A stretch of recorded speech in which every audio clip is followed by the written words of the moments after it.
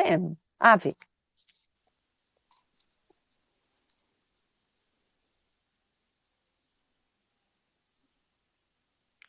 Olá, pessoal! Bem-vindos ao Enigmas! Você está entrando em um programa onde o normal, Katia Gaia, é ser diferente. E o normal aqui é ser paranormal. Como vai, Cris?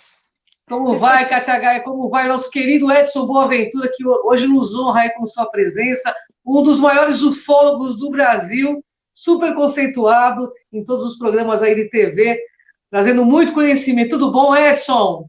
Tudo jóia, é um prazer. Tava com saudade de vocês aí, né? Ah, nós tempo também que a de gente você.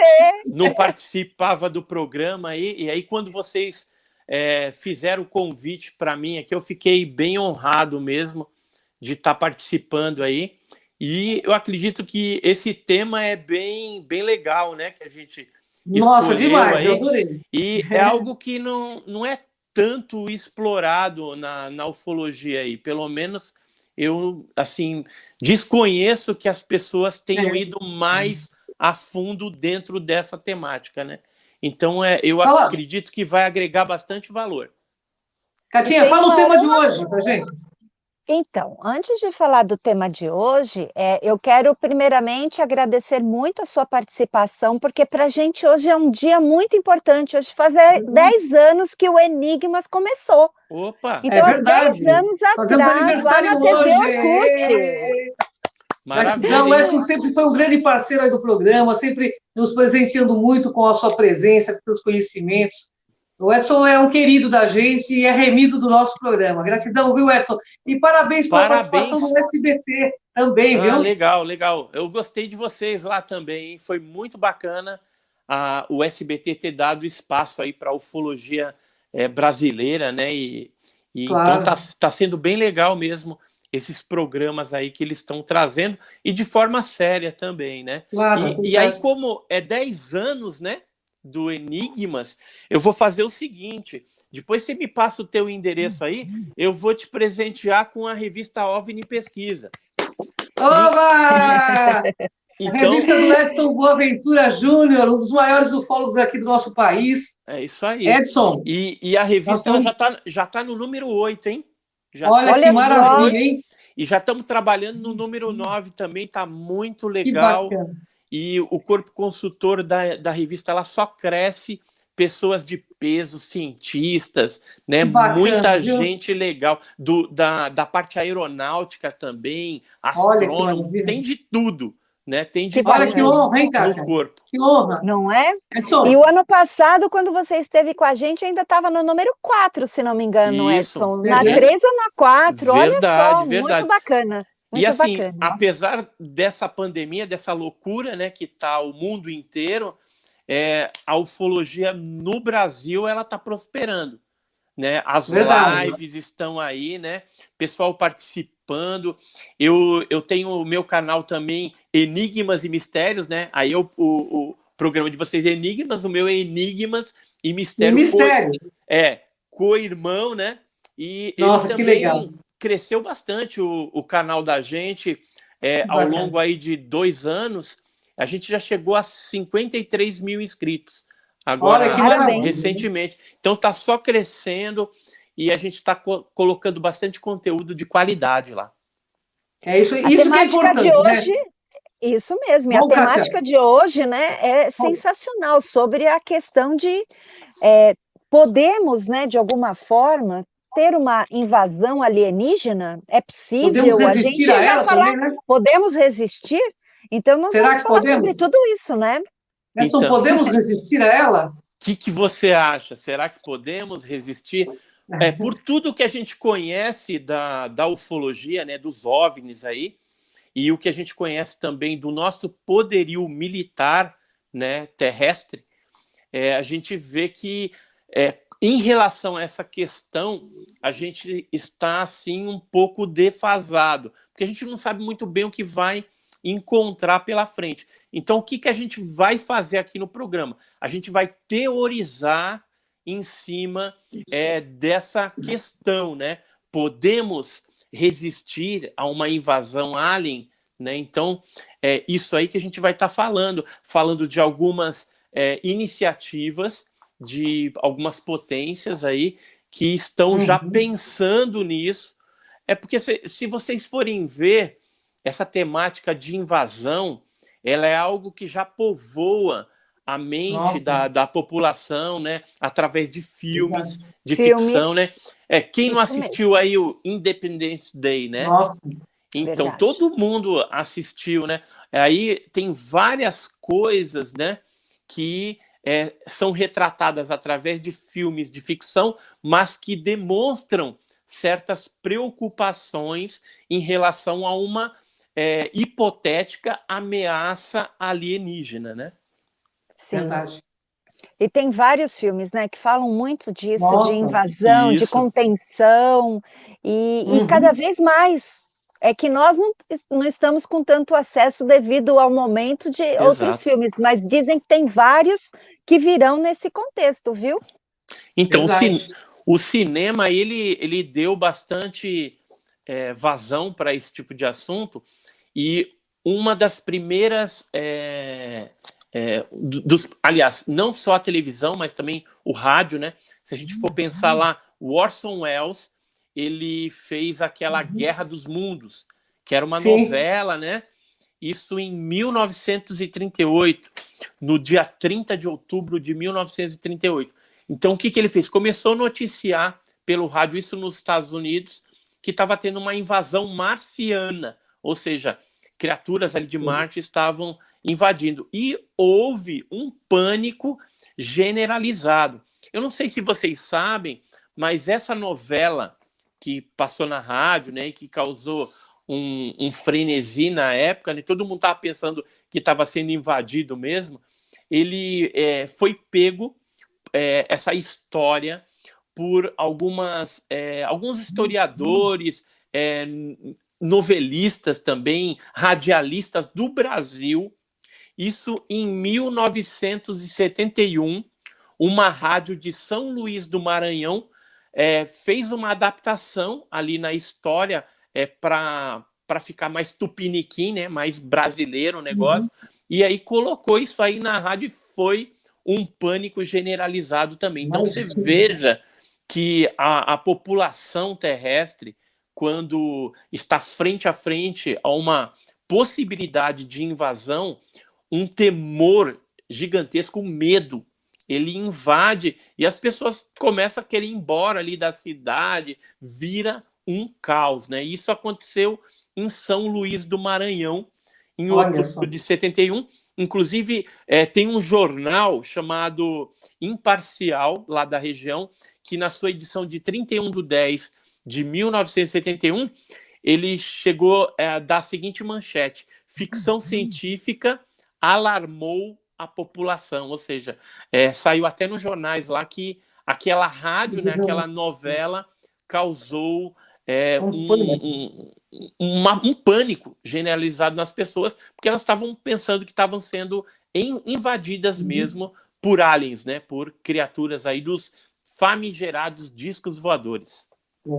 Edson, é verdade que o Serviço Social Britânico, né, Espacial Britânico, está treinando para combater uma possível ameaça alienígena? Conta aí pra gente. Essa aí é uma notícia que saiu agora recente. Então, o governo britânico, né, esse Serviço Aéreo Especial Britânico, ele está treinando cerca de 20 soldados. E qual que é o objetivo dessa iniciativa, né? De bloquear, vamos dizer assim, de neutralizar algumas ameaças alternativas. Eles colocam, mas não explicam muito bem o que seriam essas ameaças alternativas, e também falam que esse pessoal estaria preparado para ter contato com os tripulantes dos OVNIs. Quem vazou essa informação foi um agente que preferiu se manter anônimo, mas ele deu algumas informações complementares a respeito dessa equipe especial, bem treinada, que ela estaria utilizando armamento não letal. Que tipo de armamento seria esse? Uma espécie de uma espuma que é jogado no alien, né, no tripulante lá do OVNI, e ele vai solidificando aos poucos, sendo que aquela criatura, aquele ser, ele vai perdendo aí a sua mobilidade e aí pode ser capturado de alguma forma. Só que é uma arma que é não letal, porque depois eles têm uma forma ali de descongelar, vamos dizer assim, as criaturas, né? E outra coisa que esse agente falou é que esses soldados, esses 20 soldados britânicos do SAS, né, que é esse grupo especialista aí nessas coisas, ele estaria sendo treinado juntamente com a força especial americana também, a força tática ali a americana que cuida também dessas partes. Então, tanto o governo britânico como o governo americano, eles estão ali bem juntos nessa iniciativa de conter uma possível, uma hipotética ameaça alien. E me diz uma coisa, o que é pior do que uma invasão? Olha, pior que uma invasão, que a gente poderia colocar assim, seria uma infecção, por exemplo, por um vírus letal alienígena e desconhecido. Então, porque isso daí também não está descartado. Caso venha uma nave, alguma coisa, ou caia algum artefato, um OVNI, no mar ou numa lagoa, que de repente abastece ali de água, aquilo pode ficar contaminado e esse vírus desconhecido aí, que pode ser letal, ele de repente pode contaminar a população e aí vira uma loucura. A gente já vê aí que com essa doença que está aí no mundo, né? Esse vírus aí, que já está complicado. O sistema de saúde não tem condição de dar conta de toda essa demanda. Imagina algo alien que você não sabe como que funciona, de repente pode ser algo muito agressivo e aí dizimaria a população terrestre. Um exemplo disso por exemplo, quando Colombo chegou nas Américas, e aí a população ameríndia foi contaminada ali com várias doenças que para o europeu ele passava tranquilamente, mas aquilo foi fatal para os ameríndios, né? Dizimando uma grande parte dos indígenas ali. No Brasil também não é diferente. Quando o homem branco chegou, o português trouxe gripe, trouxe varíola, tifo, um monte de coisa que acabou dizimando várias tribos, várias etnias indígenas que a gente tinha no Brasil e que hoje não existem mais, né? Poucos grupos ali acabaram resistindo, mas hoje são em número bem menor do que na época da colonização. Então, pior que uma invasão seria uma contaminação por algum vírus desconhecido. Edson, como que a população humana deveria se portar perante uma hipotética invasão alienígena? Então, como que a gente deve se portar, né? Outro dia eu estava pensando a respeito disso. Na verdade, não tem uma receita pronta para caso de repente a gente esteja vivenciando que nem o filme lá Independence Day, vem um monte de nave, um monte de coisa. Eu sei que vai ter gente que vai pensar que aqueles seres estão vindo em paz, né? Então vou ficar lá levantando bandeirinha de paz e depois quando vê as reais intenções, se for uma intenção negativa, aí você vai correr. Então, como que a gente deveria se portar, por exemplo, como civil? Como civil, você deveria ter a sua malinha pronta de primeiros socorros, com uma provisão de alimento, de água, né? Para tentar correr para algum lugar, se é que vai dar para fazer isso. Eu acho até que daria, porque se tiver uma invasão, não vai ser tantas naves, né? Porque pensa no contingente populacional que a gente tem na Terra. É muita gente. Então, até se conter tudo isso, até eles controlarem toda essa população, vai ter um ou outro que vai virar rebelde aí, né? Corre para um lado, se toca dentro de uma caverna, alguma coisa desse tipo, enquanto que o poderio militar terrestre vai estar tentando atuar de alguma forma para neutralizar, bloquear, exterminar esse tipo de coisa, se conseguir. Né? Será que a gente tem tecnologia para isso? Né? A gente vai falar um pouquinho disso, a respeito dessas tecnologias que a gente tem hoje e se elas seriam eficazes em relação ao OVNI. Mas aí eu já queria falar para vocês, para a gente pensar, né, o que eu poderia fazer, levando em consideração que o OVNI, ele tem, em alguns casos, tem a característica de raios paralisantes, de campos de força, né, que às vezes são invisíveis, às vezes o OVNI fica invisível, tem ondas de som, onda de choque, né, sonora, que às vezes derruba até a pessoa, tem alguns casos que ocorreu esse tipo de coisa. Então, assim, tem uma série de efeitos luminosos também, que às vezes são cegantes, né? Então, aquela luz bate na vista da pessoa, a pessoa fica cega, mesmo que temporariamente, né? Mas existem uma série de efeitos causados pelo OVNI, que, de repente, será que a gente vai ter tecnologia para bloquear isso daí? Por exemplo, as velocidades que os OVNIs fazem, né? Então, será que a gente tem algum avião, alguma coisa que poderia voar nessas velocidades, mesmo que fosse um míssil, por exemplo? Então, veja que, em relação a essa questão do que a gente poderia fazer, a gente está mais numa situação de impotência frente ao fenômeno, como um civil, né? E os militares, eles também estão numa sinuca de bico, porque o armamento, talvez, que eles têm, bomba atômica, por exemplo, né? Será que vai ser efetiva contra um OVNI? Daqui a pouco a gente fala também a respeito disso aí também. Mas assim, muito teórico, né, o que a gente está falando, mas é preocupante.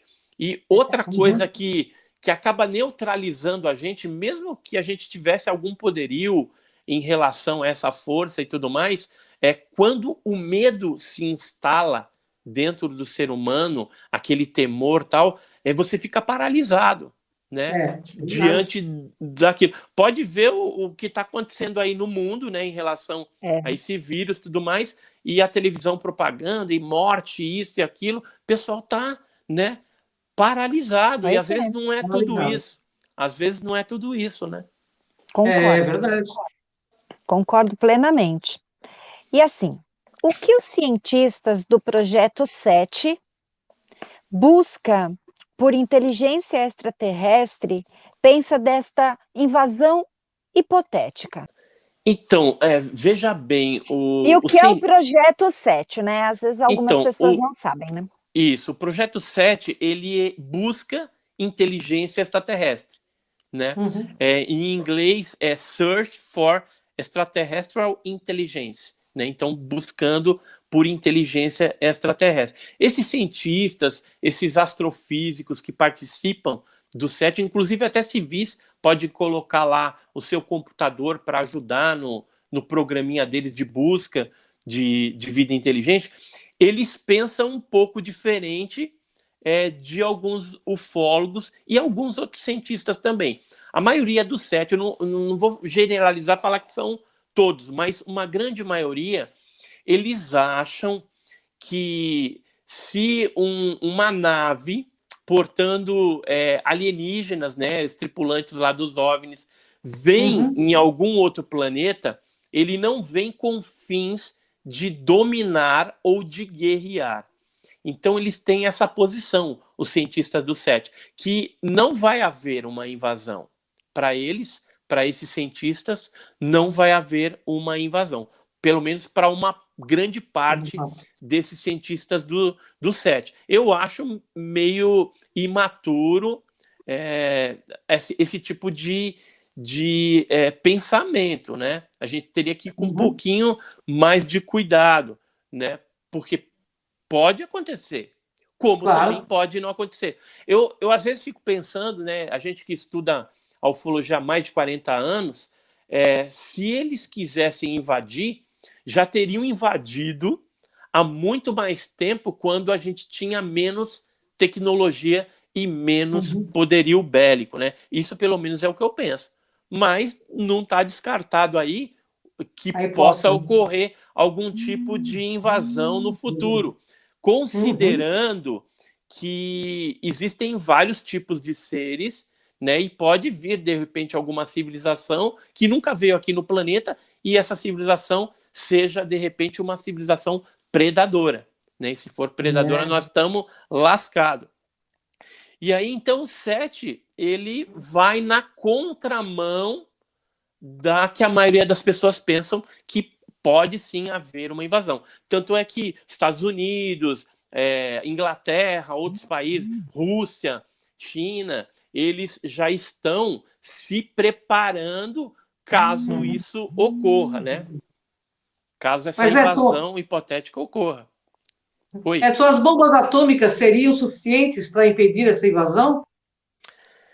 Então, o poderio que nós temos, antes da gente falar de bomba atômica, eu queria falar para vocês o seguinte: tem uma outra gama de cientistas, por exemplo, eu até marquei o nome de 2 aqui, o Travis Taylor, que é um astrônomo, e tem um químico aeroespacial chamado Bob Bowen. Esses 2 cientistas escreveram um livro chamado An Introduction to Planetary Defense, ou seja, uma introdução à defesa planetária, onde eles teorizaram contra o 7. Ou seja, eles falam, não, existe uma possível possibilidade, né, de invasão. Então, o que a gente poderia fazer? Nesse livro, ele dá praticamente um manual, né? Um manual simples, às vezes até infantil em algumas partes, mas são 5 posturas principais que a gente deveria ter. Então, no livro deles tem lá, para a gente ser mais discreto e não enviar sinais para o espaço. Isso aí já teve algumas reuniões na ONU, discutindo esse tipo de assunto, porque quando você manda um sinal da Terra para fora, você está ensinando o endereço da nossa casa. E se isso cair numa civilização que seja predadora, nós estamos lascados. Então, isso é muito preocupante, né? Isso é meio difícil de você controlar, já que você está mandando à torta e à direita aí o endereço da Terra, né? Da sua casa. Então, pode ser que venha alguma coisa aí de fora que você não sabe o que seja, e a gente está lascado. Então, eles acham que a gente não tem que fazer isso, e a gente tem que abdicar das comunicações por satélite e focar nas telecomunicações por meio de cabeamento físico, lógico ali, físico, porque aí não correria tanto risco assim. Uma outra postura que eles acham que a gente tem que ter é que a gente tem que responder à altura. Caso ocorra uma invasão, a gente tem que ir para cima dos seres e não deixar, do jeito que a gente puder, entendeu? Com o que a gente tiver. Se tiver pau e pedra na mão, vamos atacar, entendeu? Mas a gente tem que se perceber que eles são hostis, a gente já ataca primeiramente. A terceira postura que eles falam é que a gente tem que confiar e desconfiar sempre. Ou seja, pode ser que venha alguma civilização que venha prometendo a cura da AIDS, isso, aquilo, e parceria, só que por trás tenha alguma outra intenção malévola aí. Então, o que acontece? A gente tem que sempre desconfiar. E outro ponto, outra postura que eles falam, que a gente tem que ter as bombas atômicas, aí já respondendo a sua pergunta, é sempre à mão. A gente tem que ter as bombas atômicas, porque é o que a gente tem de mais potencial. Agora, com relação à bomba atômica, A gente sabe que já teve algumas instalações nucleares que foram visitadas por OVNIs, e esses OVNIs chegaram até a desarmar a bomba atômica. Existem documentos.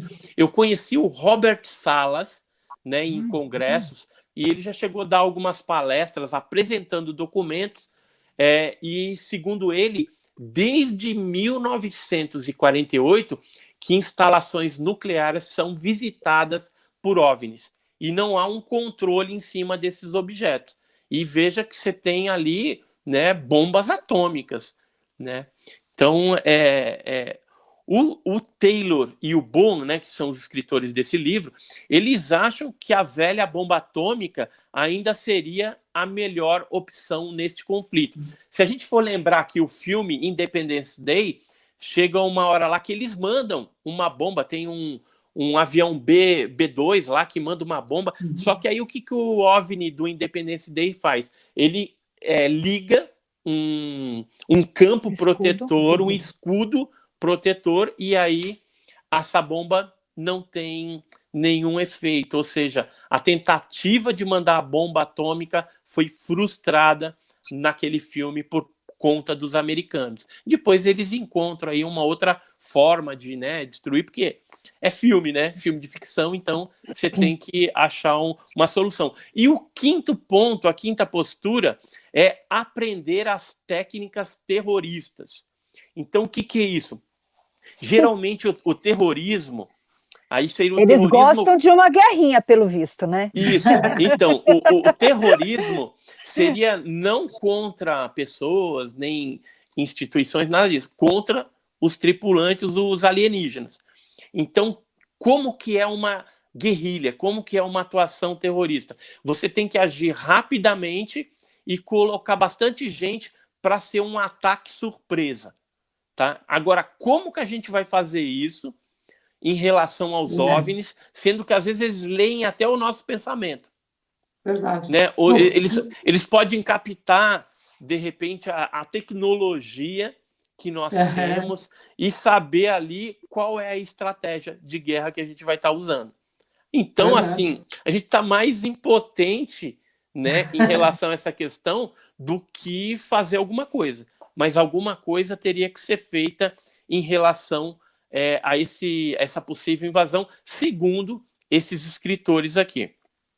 Alguns pontos, né, que ele passa, que nem eu falei, são infantis, meio raso, entendeu? Eles não foram muito a fundo, porque eles não consideraram aquilo que eu falei, né? O campo de força do OVNI, o raio paralisante, todas essas, a velocidade do OVNI, né? E uma série de coisas que talvez a gente nem saiba descrever ainda, porque a gente não tem essa tecnologia, né?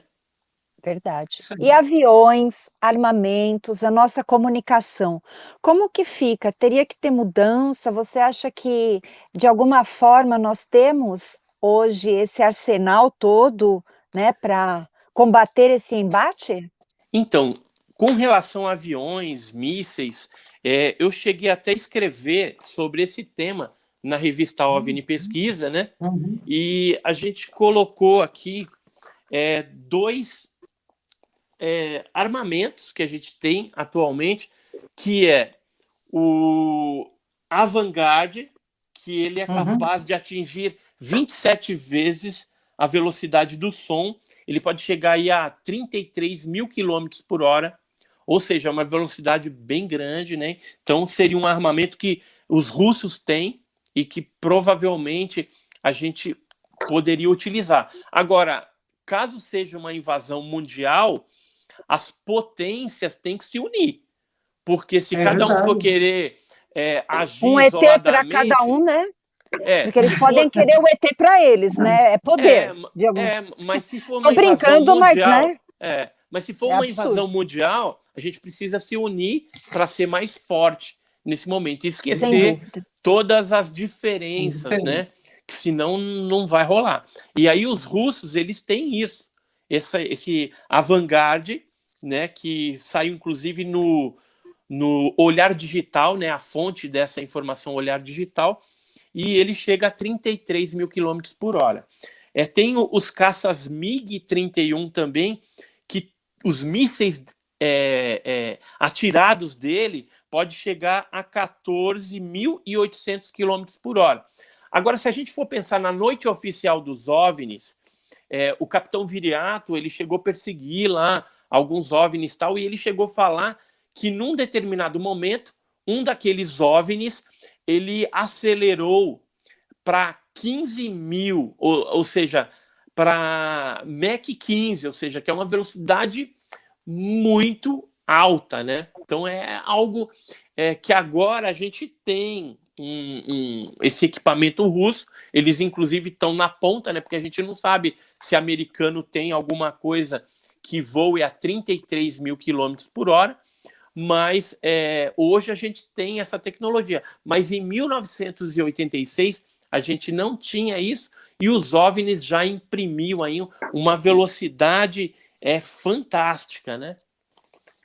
Bem, Edson, o papo está muito gostoso, né, Kátia? Mas, infelizmente, a gente está no finalzinho do programa Enigmas. Uhum. Esse programa também vai passar em algumas TVs online aí que nós estamos acertando. Então, Edson, fica um convite para um próximo programa. A Kátia entra em contato. Você tem muita informação e gratidão por estar com a gente tanto tempo, trazendo tanto conhecimento, esclarecendo as massas, que o momento é muito importante e gratidão. Gratidão, Kátia Gaia. Edson, o seu canal é Enigmas e Mistérios. Enigmas e Mistérios, exatamente. É esse aqui, ó. Enigmas e Mistérios. E o telefone do Edson Boaventura, para quem quiser chamar ele para entrevista, você pode passar, Edson?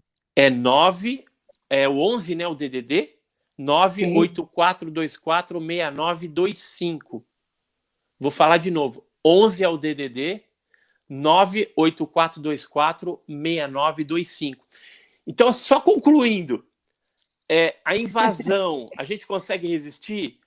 Eu acredito que não, porque a gente não tem tecnologia para fazer frente a esses objetos, pelo menos na atualidade, né? O que a gente tem de mais moderno é insuficiente para nós fazermos frente a esse fenômeno.